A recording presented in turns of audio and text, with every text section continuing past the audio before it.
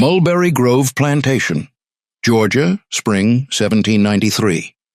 Eli Whitney stands in a cramped workshop, staring at a wooden box that plantation owners are calling a joke. His hands are stained with cotton fiber. His fingers are raw from weeks of testing. The device looks absurd. A crude cylinder covered with wire hooks rotating inside a slotted wooden frame. Nothing about it screams revolution. The planters examine it with polite skepticism. They've seen mechanical dreams before.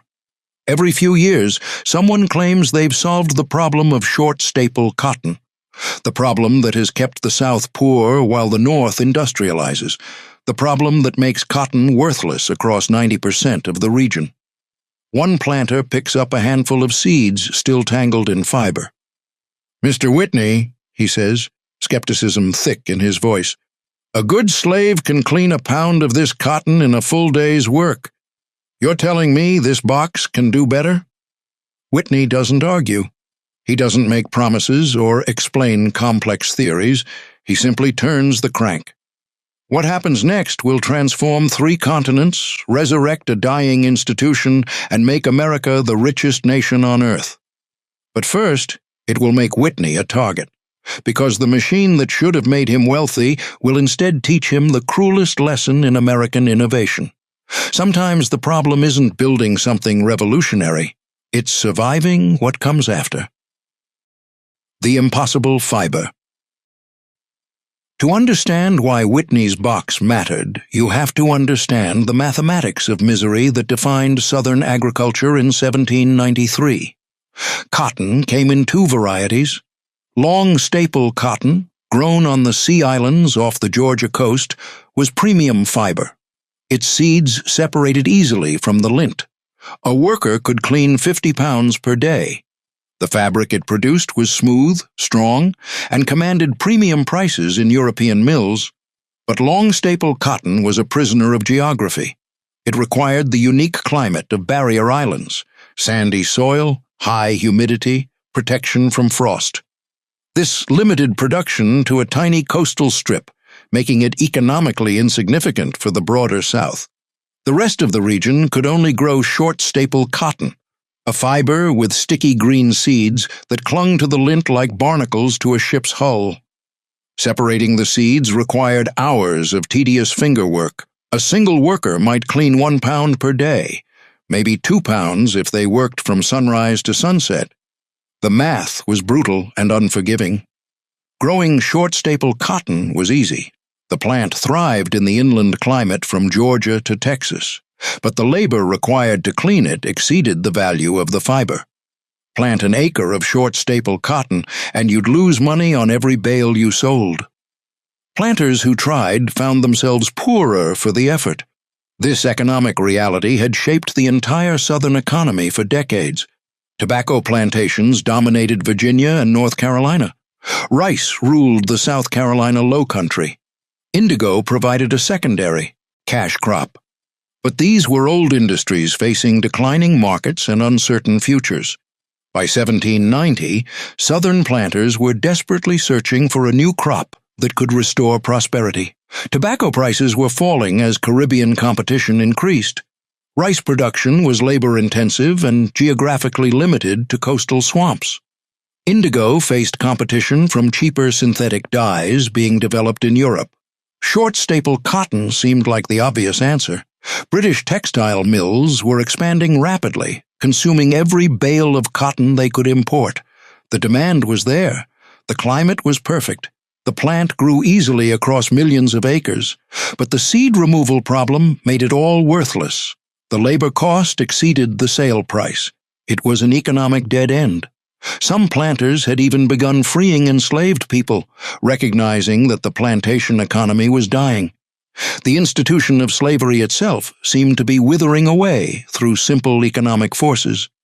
Without profitable crops to justify it, the system couldn't sustain itself. Then Eli Whitney arrived in Georgia with a letter of introduction and an engineer's eye for mechanical problems. The accidental inventor. Whitney wasn't looking to revolutionize agriculture. He was a broke Yale graduate traveling south to take a tutoring position that paid £100 per year. When that job fell through, he found himself stranded at Mulberry Grove Plantation as a guest of Catherine Greene, widow of Revolutionary War General Nathaniel Greene. This was a social disaster for Whitney. He had no money, no prospects, and was imposing on a host's generosity with no way to repay it. But Greene's plantation brought him into contact with Georgia's planter class, men desperately complaining about the seed problem that was strangling their economy. Whitney had never seen cotton before arriving in Georgia. He knew nothing about agriculture or textiles, but he understood mechanical principles. And when the planters described the problem, seeds tangled in fiber, requiring hours of manual separation, his engineer's mind immediately began proposing solutions. The existing device for cleaning cotton was the roller gin, used for centuries in India and adapted for long staple cotton. Two smooth rollers rotated in opposite directions. Feed cotton between them, and the rollers would pull the fiber through while the larger seeds stayed behind. This worked perfectly for long staple cotton with its smooth black seeds, but short staple cotton's sticky green seeds were smaller and clung tighter. The roller gin just mashed everything together into a tangled mess. Whitney spent weeks observing slaves cleaning cotton by hand. He watched their fingers pull lint away from clinging seeds. He studied how the seeds resisted, testing different mechanical approaches in Greene's workshop. The breakthrough came from reversing the problem. Instead of trying to hold seeds back while pulling fiber through, what if the machine pulled fiber through while holding seeds back? Whitney designed a rotating cylinder covered with hundreds of wire hooks bent at precise angles. The hooks would catch cotton fiber and pull it through narrow slots in a metal grate. The slots were sized perfectly, wide enough for fiber to pass through, too narrow for seeds.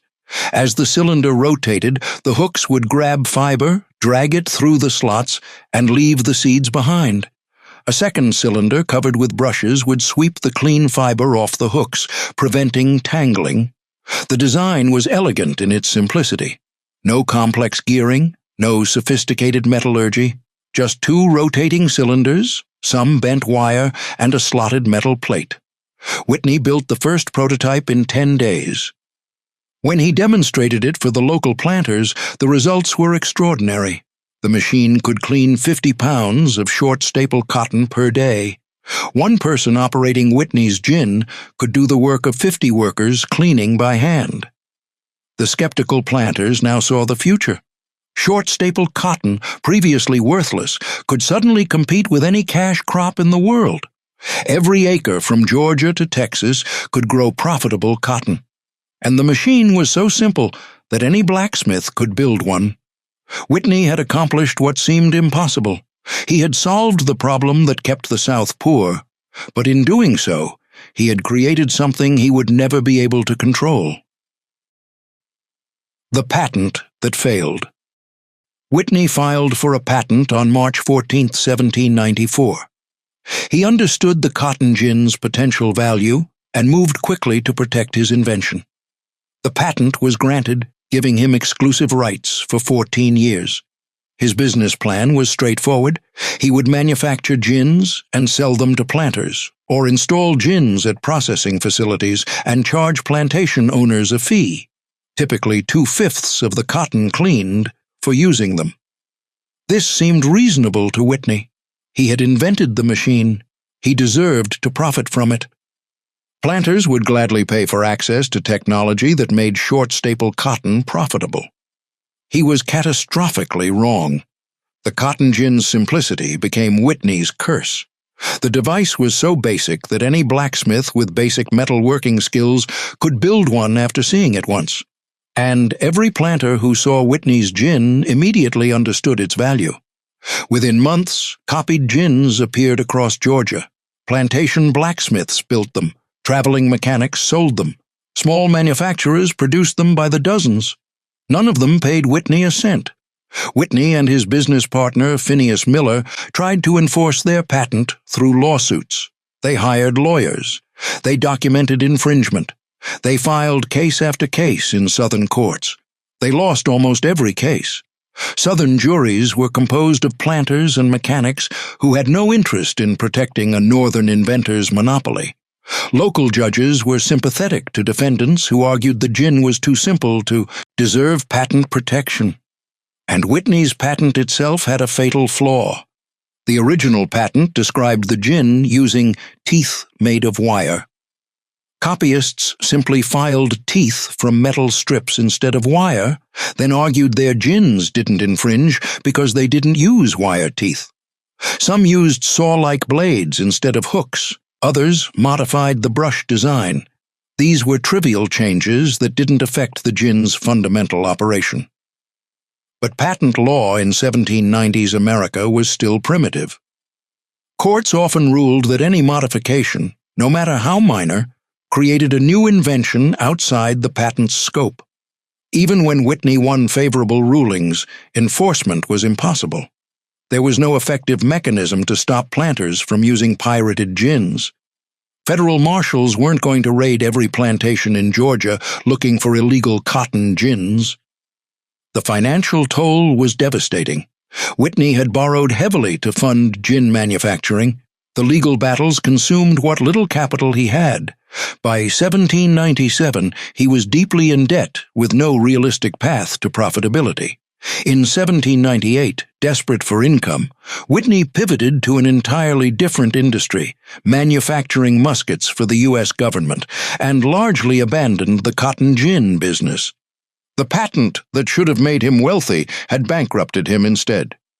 The machine that transformed American agriculture earned its inventor almost nothing. The wealth it created flowed to everyone, except the man who made it possible. The economic explosion. While Whitney fought his losing legal battles, the cotton gin was transforming the American economy with shocking speed.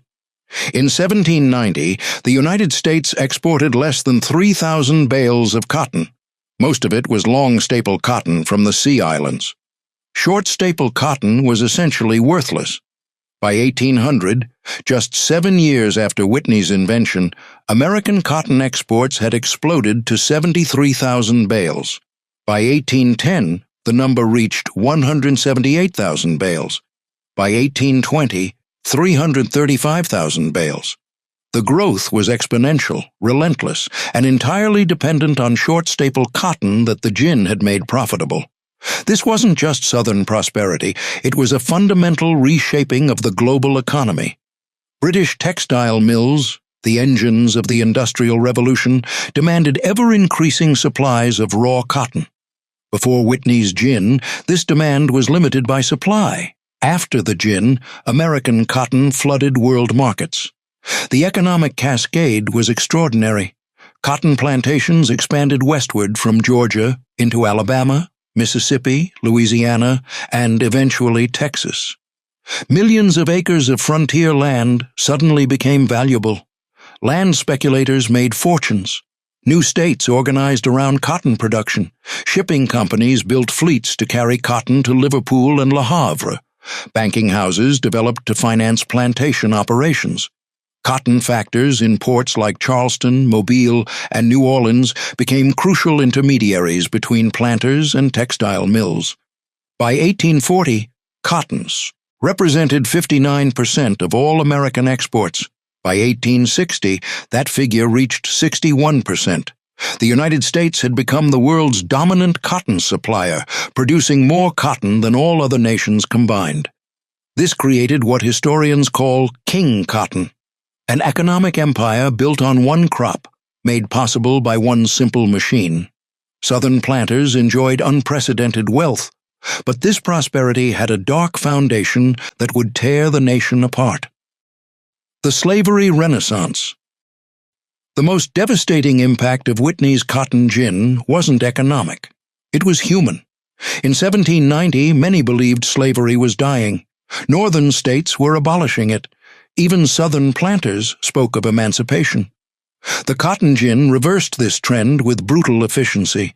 Short staple cotton suddenly became profitable. But the gin only solved seed removal. Cotton still required massive labor for planting, weeding, picking, and baling.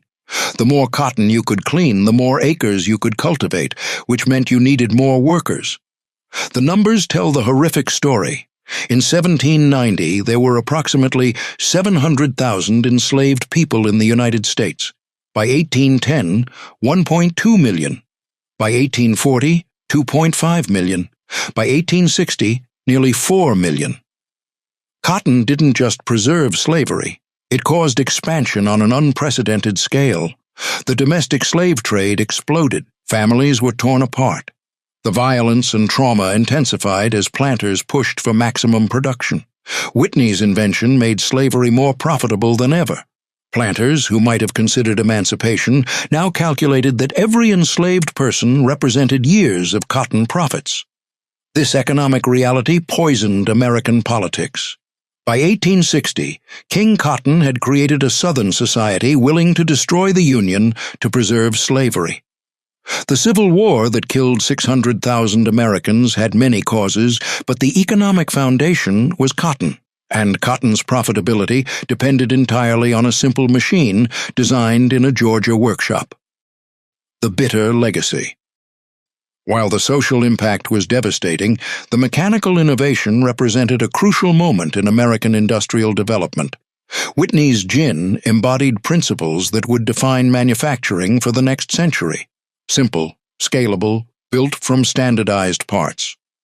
Unlike European machines requiring skilled craftsmen, the gin could be produced by any blacksmith. This simplicity accelerated its spread and established a template. American machines should be rugged, use available materials, and be simple enough for workers to repair.